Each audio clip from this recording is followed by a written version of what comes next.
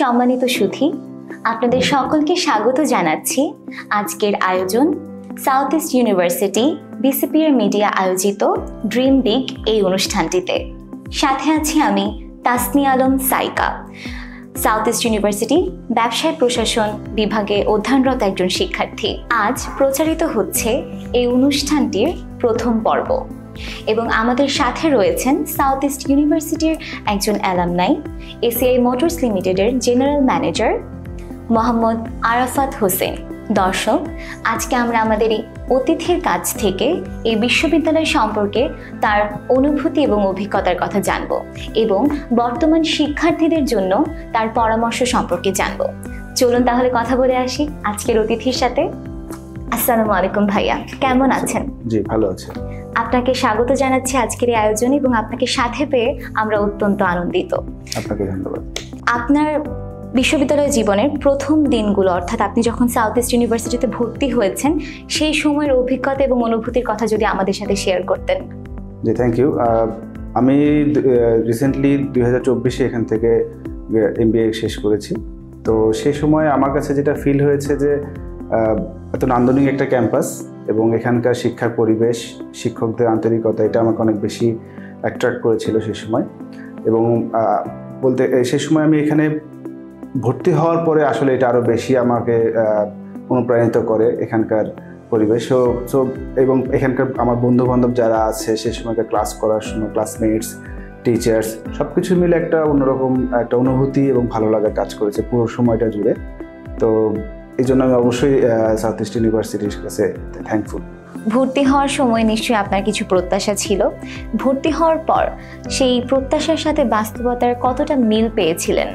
প্রত্যাশার যে জায়গাটা যদি আমি বলতে যাই, আমি অলরেডি একটা কোম্পানিতে যেহেতু জব করছি, আমার এই ক্যারিয়ারটাকে আরেকটু এগিয়ে নিয়ে যাওয়ার জন্য অবশ্যই আমার একাডেমিকভাবে আরেকটু স্ট্রেনথেন হওয়ার প্রয়োজন ছিল। এবং সারপ্রাইজিংলি আমি এখানে যখন শুরু করলাম, আমি তাদের সাথে যে আমার ইন্টারেকশনগুলো, এইটা আমি অনেক বেশি ফিল করি। এখনও আমি শেষ করার পরেও মনে হয়েছে যে আমার এই ফিলিংসটা রয়ে গেছে যে তাদের সাথে আমি যোগাযোগ করতে পারলে হয়তো ভালো লাগবে। সো এই জিনিসটার প্রত্যাশা যতটুকু ছিল আমার মনে হয়েছে আমি এখানে ক্লাস করে তার থেকে বেশি পেয়েছি।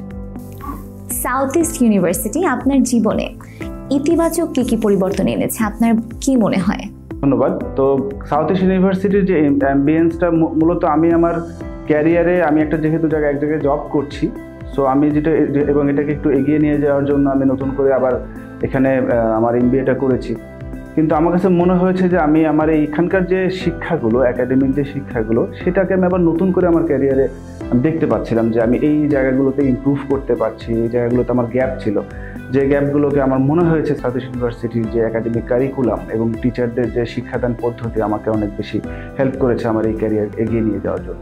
নতুন যারা এই বিশ্ববিদ্যালয়ে ভর্তি হওয়ার কথা চিন্তা করছে, তাদের জন্য আপনার কি বার্তা থাকবে এবং কি পরামর্শ আপনি দিবেন? সো আমি নতুন যারা আসছে বা এখানে যারা অলরেডি স্টুডেন্ট, তাদের জন্য আমার যেটা প্রত্যাশার জায়গাগুলো যদি বলি, আসলে এখনকার জব মার্কেটটা অনেক বেশি কম্পিটিটিভ। তো আপনি যদি এখানে শুধু গ্র্যাজুয়েটস হয়ে বের হওয়াটাই এখানে আপনাদেরকে এই প্রতিযোগিতার সাথে টিকিয়ে রাখবে না। বর্তমানে বিভিন্ন কোম্পানি বিভিন্ন ধরনের স্ট্র্যাটেজি ফলো করছে, তারা বিভিন্ন ধরনের প্রতিযোগিতামূলক পরিবেশ সৃষ্টি করছে। সো এই স্কিলগুলো, এই ডেভেলপমেন্টগুলো অবশ্যই শিক্ষা জীবন থেকে শিখে যাওয়া উচিত। আদারওয়াইজ আপনি এই প্রতিযোগিতায় টিকে থাকতে পারবেন না। পাশাপাশি এখন অনেক নতুন নতুন প্রযুক্তি আসছে, AI আসছে, এখন অনেক কিছু মানুষকে একজন আরেকজনকে থেকে এগিয়ে রাখছে। তো এই বিষয়গুলো আপনি যদি জব লাইফে যে শিখতে চান, আসলে আপনি প্রথমেই অনেক পিছিয়ে পড়ছেন। সো এই জিনিসগুলো অবশ্যই আমি বলবো স্টুডেন্টদেরকে ভার্সিটি লাইফ থেকে শিখে যাওয়া। পাশাপাশি আরেকটা বিষয় আমি এখানে এমফাসাইজ করতে চাই যে মানুষের মানবিকতা এবং সোশ্যাল যে ভ্যালুগুলো, সফট স্কিলগুলো শেখার একমাত্র জায়গা ইউনিভার্সিটি। এখানে বিভিন্ন ধরনের সংগঠন থাকে, এক্সট্রা কারিকুলার অ্যাক্টিভিটিস থাকে, আপনার ক্লাবস থাকে, আপনার ডিবেটস থাকে। এই জিনিসগুলো অবশ্যই ইনভলভ হওয়া উচিত এবং খুবই ভালোভাবে নিজেদেরকে ইনভলভ রাখা উচিত। এটা আপনার সফট স্কিলকে ইমপ্রুভ করবে, যেটা আপনি জব লাইফে অনেক বেশি কাজে দিবে। আপনার সোশ্যাল স্কিল বানানো, অন্যান্য কলিগদের সাথে নিজেদেরকে মানিয়ে নেওয়া, কম্পিটিটিভ এজ তৈরি করা, এই জিনিসগুলো কিন্তু এই স্কিলগুলো আপনাকে হেল্প করবে।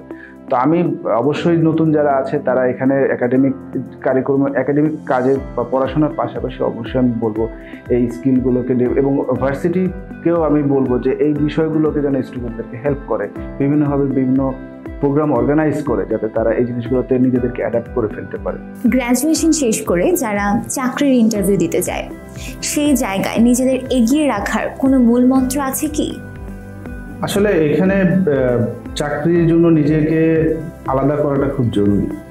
ইউনিকনেস, যেটা আমি এর আগেও বললাম যে সফট স্কিল বা অন্যান্য যে স্কিলগুলোকে ডেভেলপ করা, কিন্তু পাশাপাশি আপনি পড়াশোনা থেকেই কোনো না কোনো জবের সাথে পার্ট টাইম হোক নিজেকে ইনভলভ করতে পারেন, যেটা আপনাকে এক্সপিরিয়েন্স যেটা চাওয়ার থাকে অনেক, অবশ্যই এক্সপিরিয়েন্স থাকলে আপনি জবের ক্ষেত্রে বেনিফিট তো পাবেনই জব পাওয়ার ক্ষেত্রে, তো এই জায়গাটা আপনাকে এগিয়ে রাখবে।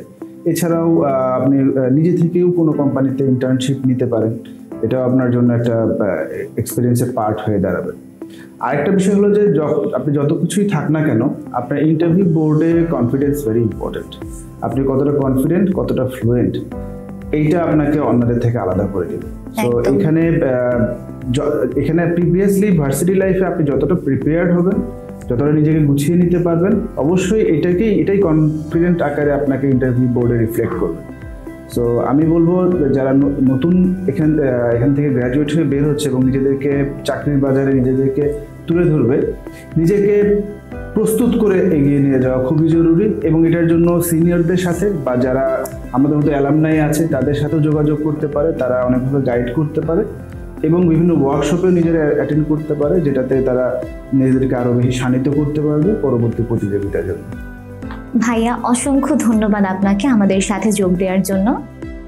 দর্শক, আজকের এই অনুষ্ঠান এখানেই ইতি টানছি। আমাদের এই অনুষ্ঠান থেকে আপনারা ধারণা পাবেন সাউথ ইস্ট ইউনিভার্সিটির অ্যালামনাই তাদের প্রফেশনাল ফিল্ডে কেমন করছে।